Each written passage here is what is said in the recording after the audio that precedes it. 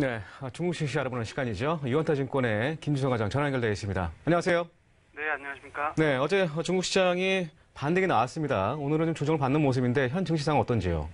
일단은 중국 증시가 오늘도 소폭 하락을 하는 모습입니다. 일단 장중 계속 혼조세를 거듭하고 있는 상황이고 오후장에는 상해와 심천시장 모두 하락세를 이어가고 있는 상황입니다. 하지만 어제 저희가 경험한 것처럼 3시 장 마감 시간 30분 앞두고 중국 정부에서 어제부터 좀 개입하는 모습들이 나오고 있기 때문에 오늘도 대형주들 같은 경우는 종가상으로 좀 저가 매수가 들어올 확률을 좀 열어놓고 오늘의 마지막 장은 대응을 해야 될 것 같고, 일단 지금 하락의 이유는 두 가지죠. 연말로 갈수록 경제 지표들이 좀 둔화되고 있는 부분, 그리고 두 번째는 역시 중국 정부가 계속해서 대출 관련된 규제를 좀 강하게 지속을 하면서 투자 심리를 얼어붙게 만든다는 점입니다. 다만 이런 부분이 좀 해소될 여지들이 여러 가지 있기 때문에 이제는 거래량이 3일 연속 거래량이 줄면서 좀 단기 바닥에 대한 어떤 조짐들도 나타나고 있다라고 좀 말씀드리겠습니다. 네, 3,300포인트를 지지할 수 있을지 여부도 좀 궁금한데요. 최근 주요 이슈나 종목 관련된 것도 언급해 주시죠. 네, 일단 결론부터 말씀드리면 3,300포인트 수준에서는 추가 하락이 크지는 않을 것으로 좀 말씀을 드리고 싶습니다. 네. 그 이유는 역시 중국 정부가 증시 자체에 어느 정도 굉장히 개입을 하고 신경을 쓰고 있다라는 부분들이 나타나고 있기 때문인데요. 첫 번째로 중국 정부가 대규모 매도 금지령을 발표한 부분입니다.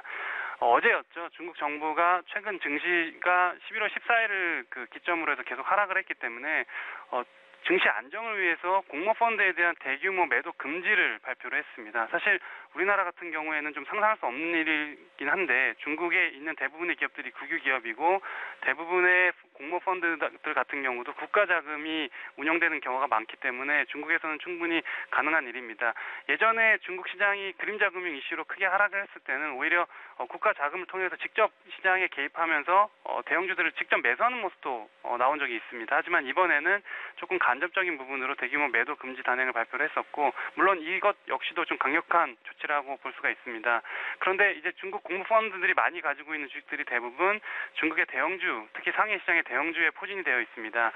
예를 들어서 중국의 삼성전자라고 할 수 있는 귀주모테주 같은 경우가 가장 이러한 펀드들이 많이 투자를 하고 있는 종목들이라고 볼 수 있고, 어제 같은 경우도 이 뉴스가 나오자마자 귀주모테주 종목이 좀 반등하는 모습이 나왔는데, 앞으로도 중국 시장이 조짐이 좋지 않을 때마다 중국 정부가 적극적으로 좀 개입하는 모습을 계속 볼 수 있을 것으로 전망할 수 있습니다.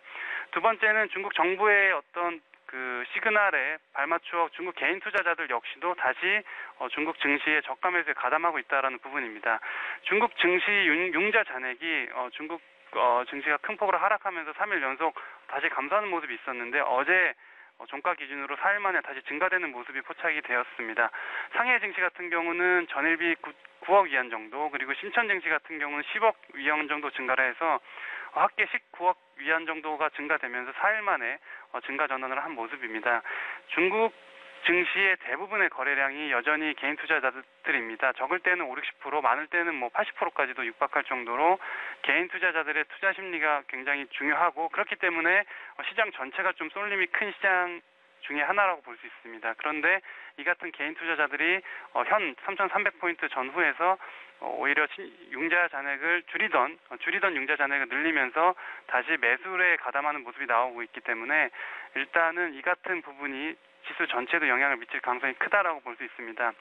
세 번째는 업종별로 그러면 어떤 부분을 좀 공략할 수 있을까를 봤을 때 상대적으로 상승 추세 중에서 단기 20일 이평선이나 60일 이평선 정도에서 조정이 마무리될 가능성이 높은 업종을 보자면은 중국의 가전제품 기업들을 좀 말씀을 드릴 수 있을 것 같습니다. 사실 중국 같은 경우 글로벌에서 가전기업들이 순위 자체가 높은 점유율을 차지하고 있지는 않습니다. 하지만 중국 내수에서만 가지고 있는 점유율을 가지고도 숫자상으로 보면은 세계에서 1, 2위권의 판매를 기록할 정도로 강력한 내수 시장 덕분에 그 외연을 확장하고 있는 케이스라고 볼 수 있고, 부족한 기술력은 적극적인 인수 합병을 통해서 경쟁력을 강화하고 있다라고 볼 수 있습니다. 특히 가전제품 수요가 중국 같은 경우는 이제 3선, 4선 도시, 우리나라로 비교를 하자면 서울이 만약에 1선 도시라고 하면은 경기도권이나 그 주변 위성 도시들이 3선, 4선 도시라고 할 수가 있는데, 이러한 3선, 4선 도시에도 부동산 판매 지금 광풍이 불고 있는 상황입니다. 때문에 이 내수 수요가 앞으로도 최소 20, 30년 이상 충분히 확보될 수 있는 환경이다라고 봤을 때, 이 가전제품 관련된 기업들이 크게 성장할 수 있는 토대가 이미 마련되어 있다라고 볼 수 있습니다. 여러 가지 기업들이 있습니다. 하이센스 그룹이나 메이디 그룹 같은 기업들이 있는데, 대표적인 중국의 가전 기업은 이제 메이디 그룹이라고 볼 수 있고, 심천 시장의 대표주로 말씀을 드릴 수 있는 종목입니다. 일단 최근에 가장 주목할 만한 점은 도시바의 백색 가전 사업 지분을 80% 인수하면서 경쟁력 강화에 어떤 기대감을 주었던 부분인데, 이 도시바의 백색 가전 사업 부분 같은 경우는 사실 40년 이상 굉장히 오래된 업력을 가지고 있는 기업입니다. 하지만 중국이 M&A를 시도하면서 5천여 항목의 기술 취득을 한 부분이 있습니다. 우리나라에도 그런 비슷한 기업들이 많이 있었죠, 사실. 근데 일본 기업을 상대로 이렇게 적극적으로 M&A를 할 수 있을 정도의 자금력을 확보하고 있는 기업입니다. 일단 단기적인 이러한 M&A 모멘텀 외에도 방금 말씀드린 것처럼 일단 내수를 기반으로 급성장한 후에 그 해외 쪽으로 다시 진출하는 전략, 중국의 대부분의 기업들이 최근 취하고 있는 전략입니다. 우리가 알고 있는 자동차 기업들 중에서도 볼보 같은 경우가 사실은 중국 기업이죠. 중국이 인수를 한 후에도 계속해서 발전을 같이 시키고 있는 그러한 컨셉인데, 그러한 전략들이 이 가전 쪽에서도 이루어지고 있고, 대표적인 그룹으로 중국의 LG전자 정도로 비유를 할 수 있을 것 같습니다. 메이디 그룹은 오늘은 좀 말씀드리도록 하고, 중국 시장 전반적으로는 지속 말씀드린 대로 현재 수준에서는 추가적인 급락보다는 횡보흡 반등 권역으로 다시 진입할 수 있는 어떤 구간이다라고 좀 결론을 말씀드리겠습니다.